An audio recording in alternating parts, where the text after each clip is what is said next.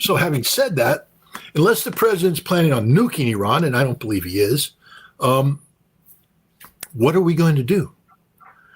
We're not going to attack Iran, not in a military significant fashion. And I'll talk about there will be moments where there will be clashes. Iran's looking for 2 years of relative stability to increase their military capabilities. As they said, we're building missiles every day, but also to increase their economic health. They need to rebuild. A lot of stuff was blown up. They need to rebuild it. It's tough to rebuild when you're getting blown up again. And the United States, while we may not be able to defeat Iran, we can blow a lot of things up. We've proven that. What's the president saying now? That we're just going to go in and declare the Strait of Hormuz to be American territory? That we're going to, we're going to have a referendum? Is he proposing a referendum? That's curious. Are the Iranian people going to get to vote in that referendum? Do you think the Omani people would actually vote in favor of that referendum? Qatar, the United Arab Emirates? The man's insane. Thanks for having me. Scott, let me start with what was reported by the Financial Times. It says that Iran is preparing to attack Europeans, Bulgaria, and all of these countries, Cyprus, if some escalations happen. And we had the report that Iran warned the GCC countries that they're witnessing what's going on in the region. If something happens, they're going to attack them. The other report was the aviation. It says the activity around Iran is American airplanes are, they have increased the activities close to the Iranian border. It means that they're trying to do something, and the statement on the part of Iranian somehow shows that they are concerned about the new attack. Maybe the new attack is coming.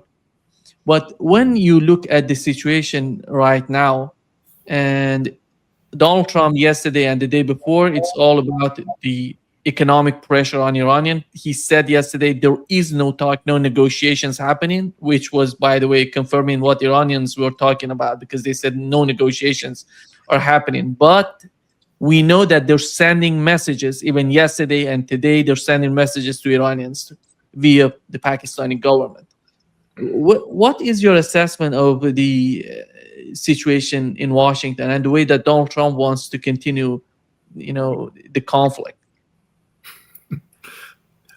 You ask a question that's literally impossible to answer in a manner that reflects, I would say, traditional, analysis derived from classic political science. Because to talk about the mood in Washington, what is Washington? Washington, D.C. is the seat of government. The seat of government, of course, is, the executive branch and the legislative branch. But the seat of government is also the various departments, organizations, administrations, and then the foundation of, the foundational infrastructure that sustains government. We can call it whatever we want, the deep state, but the permanent bureaucracy, supported by academia, supported by various, economic institutions. I mean, we always talk about, the lobbyists in Washington, D.C. That's part of, the seat of government. It's the heartbeat of America. It's where policy is made in America. And there are processes involved in the making of policy. Just to speak about lobbying, the way lobbyists work, to infiltrate ideas into government, into the various deliberative bodies of government, both those established by law and those that aren't. Don't think that, when a bunch of executives get together over lunch to talk about, what, the policy should be about X, Y, and Z, that may not be established by Congress, but that is as much as powerful as any congressional deliberative body, because those people then influence lobbyists who go to Congress and the money that flows and things like this. What I'm trying to say is that's how one normally would evaluate, what's happening. That question, what's happening in Washington, D.C.? To attack that problem, I would take apart Washington, D.C. and then, filter it through the specific policies you're asking about. How is Iran policy made today? Well, it's not made in the traditional manner that Iran policy should be made. For instance, there should be, a directive from the president that's filtered down through the National Security Advisor that's then farmed out to the various departments or agencies, who will then act on that by creating committees, both internal to their agency and committees of an interagency basis that are formed based upon the directive to solve a specific problem. They will then send taskers out. Some of these taskers involve getting economic information. Some involve getting intelligence information, other sources of information. They will inform themselves. They will hold consultations. They bring in people. I've been brought into many deliberative bodies within the interagency process over time to give testimony, to answer questions, so that they can, again, empower themselves with knowledge and information to come up with answers to the problem set directed for them to resolve. And they'll work together and come up with a consensus that'll be fed through the president using the processes of government. Congress will be informed. There will be consultation between the executive and the legislative to make sure there's a balance, and then policy will be made. And then when policy is made, everybody goes, when the president says execute X, Y, and Z, everybody goes, they know what it is because they said we were involved in the making of that policy. So when you say what's going on in Washington, generally we would say, how are people responding to actions that then can be compared to the objectives set by formal policy? What's going on in Washington, D.C.? That's not how it works today, Nima. It works today. The president wakes up and puts out a social media post. That's policy. Staffers no longer attend interagency processes. Staffers wait. They're like a fire brigade waiting for an arsonist to set a fire. And the president is the arsonist. The fire is a social media post. And he'll say something and the people go, well, what do we do? Now they run around and you have people working cross purposes. Is the Treasury Department's sanctioning program coincides with the Department of Defense's, blockade program? Are the two coordinated, or are they just operating independent of one another? Because when the president says, in order to do this, we need certain sanctions to be lifted against Iranians. Has that been filtered down to the Department of War now so that they can allow certain shipping to come through? No, there's just no coordination. They operate totally independent of one another based upon what people think the president wants, based upon social media postings that haven't been sent through a deliberative process. So what's going on in Washington? Total chaos, total anarchy, total confusion. There is no Iran policy. There is no Iran policy, because you can't call a day-to-day reactive reality policy. That's just panic. To have a staff member wake up in the morning waiting for a social media post so they can run out and deal with the problem as it emerges is not. What does this president want? I mean, one day we're told we're preparing for a massive strike. The next day we're told that we're lifting sanctions against 3 IRGC people. One day the president's working with Oman to, open up a shipping lane so he can say the Strait of Hormuz is open. The next day he's overreacting to an Omani collaboration with the Iranians about how that would actually be implemented, threatening to bomb Oman. Really? I mean, did you understand what I just said? One day we're going to be working with the Omanis. The next day we're going to be bombing the Omanis. What's happening in Washington, D.C.? Not a frickin' thing. Nothing's happening in Washington, D.C. because it self-negates because of the emotional instability of the madman who currently occupies the White House. That's what's happening in Washington, D.C. Now, let me take a step back, because I do believe, even though we have all of this madness, there are certain normative realities that have come into being. If it's just like anything, if you just take a step back and let nature do its thing, nature finds a balance. And I think what we're seeing right now, even though the president is stirring things up, we're finding a policy balance. And again, people can disagree. You may disagree. I don't care. I just say what I think anyways. I think there's a policy balance right now that are based upon certain realities. The reality for the United States is that we cannot. See, whenever people say there's airplanes flying around Iran and we may attack again, with what? With what? Did we magically grow missiles overnight? Did we magically increase the number of long-range strike weapons available to us? No. We know we're down to as close to zero as we can, and we know that there's concern in the Pacific and Europe that we don't have enough weapons to deal. The big question being asked right now in policy circles is, what happens if Russia and China get together and say, screw it, let's do a simultaneous attack? What happens if China says, we're taking Taiwan at the same time the Russians say we're taking the Baltics? Now, I think that's just irresponsible thinking, because neither China nor Russia thinks in those terms. But of course, we tend to mirror image ourselves, because we would do that. We would say, now's the time to strike, because we're a warmongering bunch of people, Europe and the United States. So we're projecting onto Russia and China our own behaviors. But the problem when answering that question, you have to come up with an answer. And the answer is, if they attack, we got nothing. The realization suddenly that we got nothing except tactical nuclear weapons. That's why Colby is putting forward new policy that says that we will use tactical nuclear weapons preemptive early on in any conventional conflict, because we don't have anything. So having said that, unless the president's planning on nuking Iran, and I don't believe he is, what are we going to do? We're not going to attack Iran, not in a military significant fashion. And I'll talk about there will be moments where there will be clashes. And I think this is going to be the new permanent reality. But now let's talk about Iran.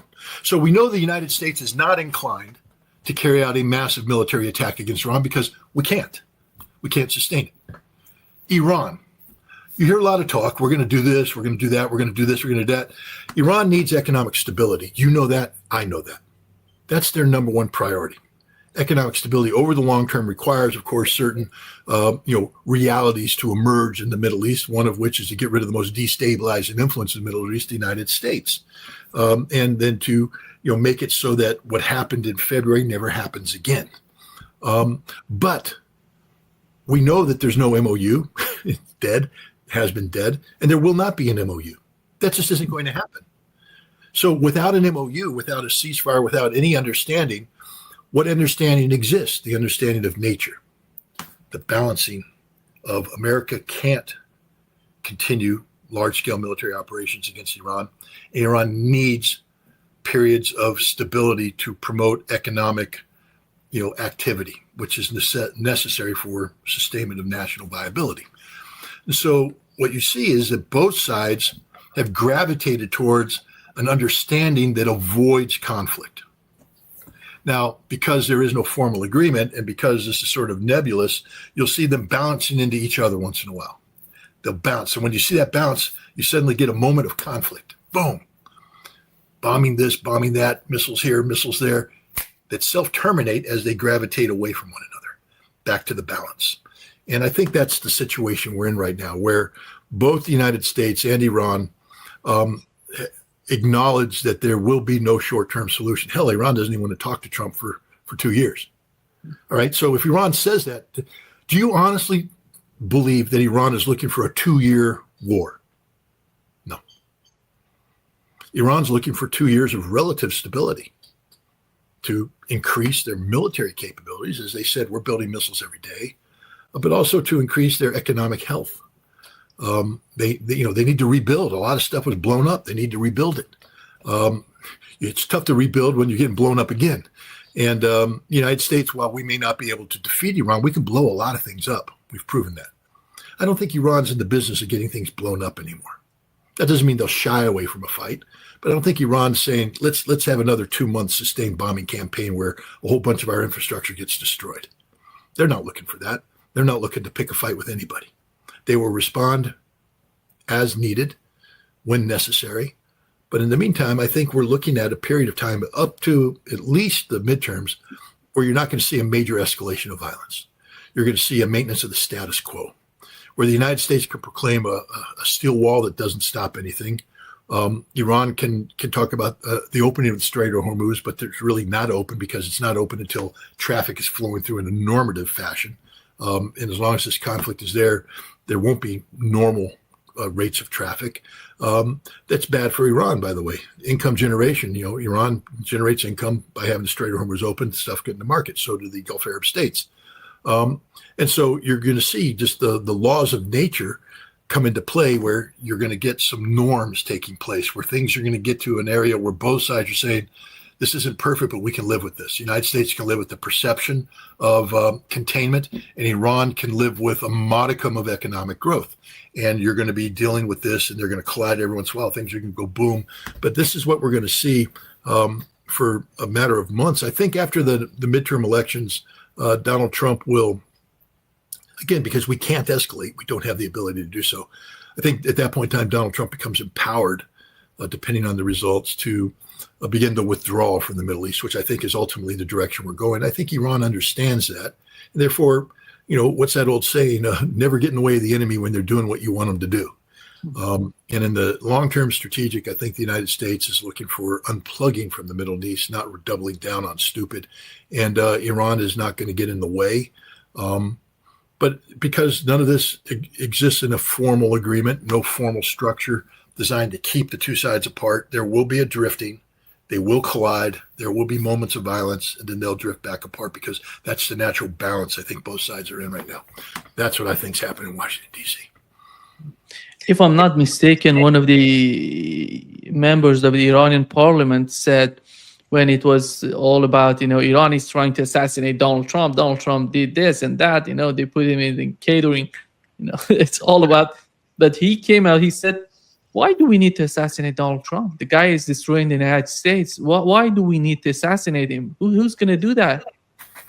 I think this is the understanding. And the other point is, Scott, Iran is not, my understanding of Iranian position, they're not seeking any sort of escalation, but they want to control the situation with Donald Trump. They want to manage the situation, in the hope of maybe after Donald Trump, someone else going to come in and that's going to change the whole atmosphere between Iran and the United States. But the problem is we had the same thing with the Biden administration. We thought that the Biden, he's going to go out. We're not going to have any sort of nuclear weapons being used in Ukraine. But everything got, today, look at the situation. It's worse than what it was before, And what is your perception of the whole case of the Iran and the United States in the West Asia? I'm talking basically about the Strait of Hormuz, because the main problem for Donald Trump is the Strait of Hormuz. And today he said, you would be amazed what he said today. He said that we have an alternative for the Strait of Hormuz. The alternatives are Texas, Alaska, Louisiana, and the people are coming here to buy. But this is just making, Donald Trump says this way, and you see Scott Bessent talking about underground pipelines going, somehow in order to diminish the importance of the Strait of Hormuz. But after all, there has to be something practical, and you don't see that coming with the current administration. It's curious. I mean, I don't know too much about pipeline construction, underwater pipeline construction. I'm just a simple Marine. I don't do that kind of stuff for a living. I did follow the construction of the Nord Stream pipeline. I followed it very closely because, as you know, that the United States tried to prevent the Russians from completing, or the consortium that was working with Gazprom to complete that. And so, became knowledgeable of pipeline construction as you watch the pipeline work its way down the Baltic and get closer to the port. What was being done, it was fascinating. The amount of infrastructure that went into that, and the thing is, you got to put ships out there that have to lower it down there. There's a big ship that does that, and it just lowers it down there. And then you got these guys go down there and they put it together. It sort of implies stability, though. I would have a hard time imagining one of these ships lowering a pipe as an Iranian cruise missile was slamming into it. So I'm always struck when people talk about making these underground pipelines. How the hell are you going to do that? Because they just don't grow themselves. It's not like Jack and the Beanstalk, and you throw a couple magic beans out there, throw water on it. Next thing you know, you got an underground pipeline. You're like, whoa, how'd that happen? I don't know, magic.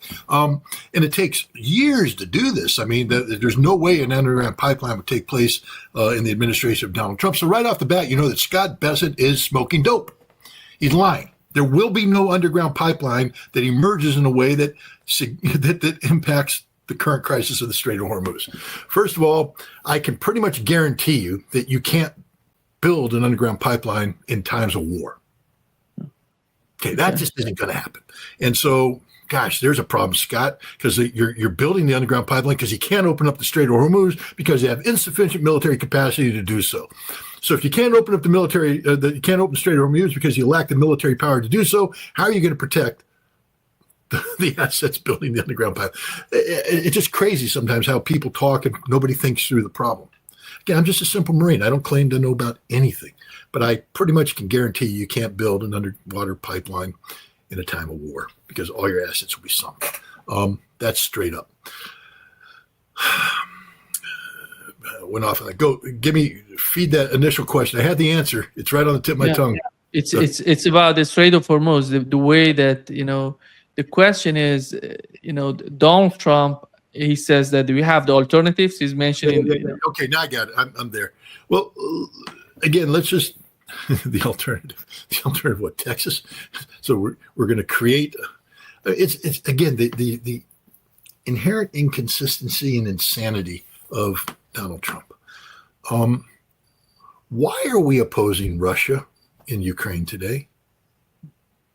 Good question. Because the Russian people that live in the former territories of eastern Ukraine woke up one morning to find out that the constitutionally elected president of Ukraine was no longer in power because the CIA and National Endowment for Democracy and other outside agencies fomented a coup d'etat, a violent coup d'etat, by the way, that they tried to blame on Yanukovych and the Berkut police, but it turns out it was the Nazi snipers that killed everybody, not the Ukraine.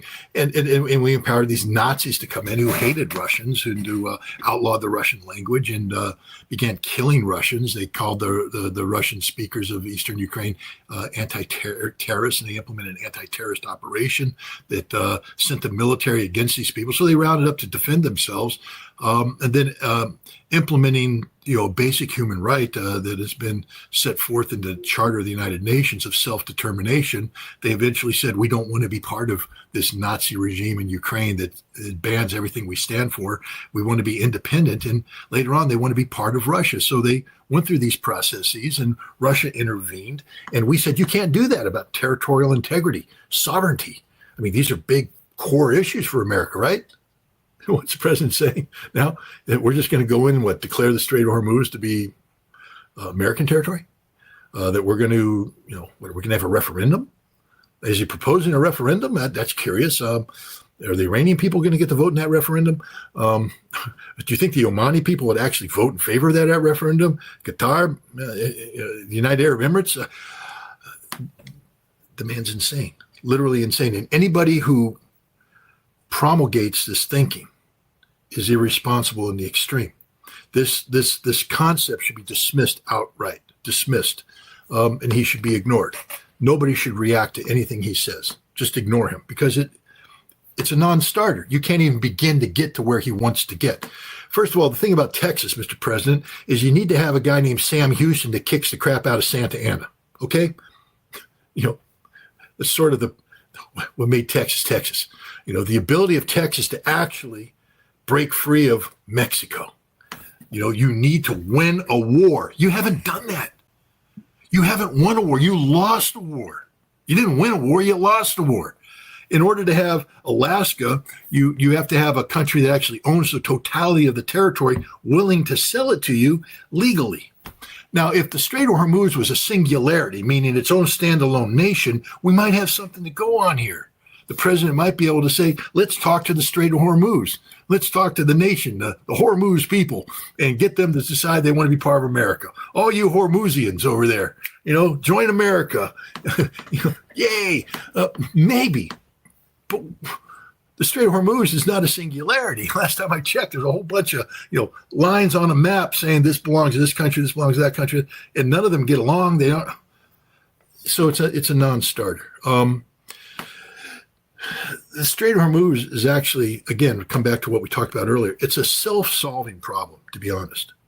If I were advising the President of the United States, knowing that politically it's impossible for him to admit defeat, I would tell the United States Navy to prepare for a 2-year presence in the Arabian Sea and we'll call it the Wall of Steel, Operation Wall of Steel. Now, we know it's not a Wall of Steel, but we're just going to call it the Operation Wall of Steel, and we're not going to talk about it. We're just going to say it's there. So every day the president can send out a thing that says, we're maintaining our blockade against Iran, 100% success. Never bring the debt. Don't talk about the details. Just say it. Maintaining our blockade of Iran, 100% success. So now we have a policy of the maintenance of the blockade of Iran. And that causes some problems for the Iranians, insurance issues and things of that nature.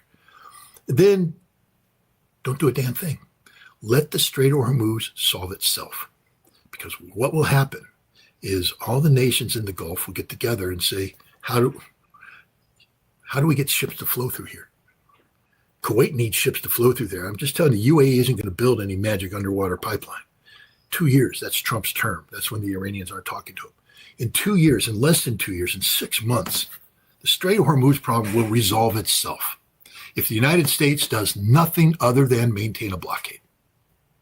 And when I say maintain a blockade, just park ships there. Hell, I don't know, every week go ahead and board one just for fun. Just to make it everybody know, tell the Navy, go out there and board a ship. Board a ship. Navy will love to because they're bored out there as long as you feed them. And we seem to have a problem feeding our sailors. But if we can feed them, they'll go board a ship and they'll produce a video and CNN will play it. And the American people will say, my God, we're maintaining one hell of a blockade. Meanwhile, the Strait of Hormuz opens up. And instead of having 13% of capacity flowing through, we'll have close to 100% capacity. It won't be 100 because Iran isn't going to allow shipping affiliated with Israel or the United States to go through. But you'll see the other states say we need peace with Iran. We need normal relations, and they'll start establishing it. The Strait of Hormuz solves itself in Iran's favor if nothing is done. And that's what I would advise the president. Just don't do anything. Let Mother Nature run its course. When I was in college, I always laughed about the way the sidewalks were laid out, because I'd come out of my dorm and there'd be a sidewalk just going straight up there. And I'm like, well, how the hell did they decide to put the sidewalk that way? And then I talked to one of the managers. They said, well, back when in the day, because it's a college that was made in the 1700s, students just walked to classroom, and students take the most practical route. And all we did is take a photograph above, and we said, that's where our sidewalks are going to go. We're just going to lay down sidewalks where the students naturally go. Nature takes its course. Let the Strait of Hormuz define itself. If you do this, Kuwait, Qatar, Bahrain, Saudi Arabia, Iran, Iraq, they're all going to come together and say, what do we need to do? Because we all benefit with the strait being open. How do we make this happen so that everybody... And this will not just lead to economic understandings, but political understandings as well. And again, from the United States perspective, we lost a war. The question is, how do we clean it up? The more we try to intervene now to force an issue with a weak hand, it doesn't work. Give it 6 months of doing nothing. Let Mother Nature decide what's going to happen. And then come in and say, all right, now that you've created this, how can we unplug without disrupting this? And that's the key, to be as least disruptive as possible to something that is operating to the economic benefit of the collective, of the world, of the United States. This is what I would advise the president. It's a damn good, it's the way to go.